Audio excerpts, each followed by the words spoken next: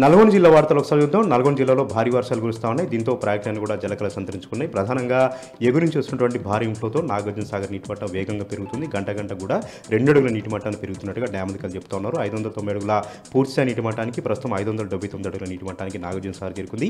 312 టీఎంసీల నిల్వ సామర్థ్యానికి 279 టీఎంసీల నిల్వ సామర్థ్యానికి నాగార్జున సాగర్ చేరుకుంది.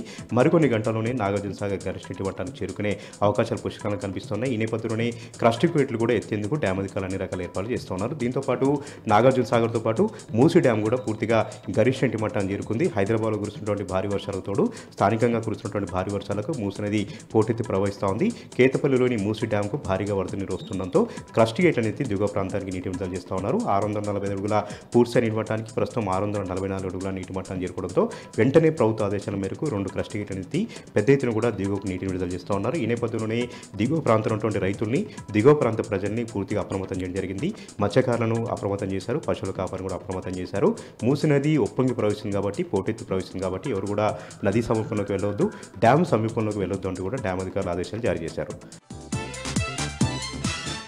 సూర్యాపేట జిల్లా సంబంధించిన వార్తలు చదువుదాం. సూర్యాపేట జిల్లా కోదాడలో పోలీసులు అత్యుత్సాహం ప్రదర్శించారు. కాంగ్రెస్ పార్టీ కనుసన్నలోనే వ్యవహరిస్తూ బీఆర్ఎస్ పార్టీ నాయకులపైన దాడులు చేస్తున్నారంటూ కూడా పెద్ద ఎత్తున ఆరోపణలు వ్యక్తమవుతున్నాయి. ఈరోజు కోదాడ ఎంపీపీ, మాజీ ఎంపీపీ కవితారెడ్డి ఇంటిపైన పెద్ద ఎత్తున కూడా కాంగ్రెస్ పార్టీ కార్యకర్తలు, నాయకులు దాడి చేయడంతో అక్కడ పోలీసులు ప్రేక్ష పాత్ర వహించారు కానీ వాళ్ళని నిలువరించలేదంటూ కూడా ఆమె ఆరోపణ చేయడం జరిగింది. గత కొంతకాలంగా భూ వివాదం నడుస్తూ ఉంది. కోర్టులో స్టే ఉండగానే అక్కడ ఉన్నటువంటి గ్రామస్తులందరూ కూడా, కాంగ్రెస్ పార్టీ కార్యకర్తలందరూ కూడా ఆమె పైన దాడి చేసి ఇంట్లో ఉన్నటువంటి ఫర్నిచర్ని, గేట్లన్నింటి కూడా ధ్వంసం జరిగింది.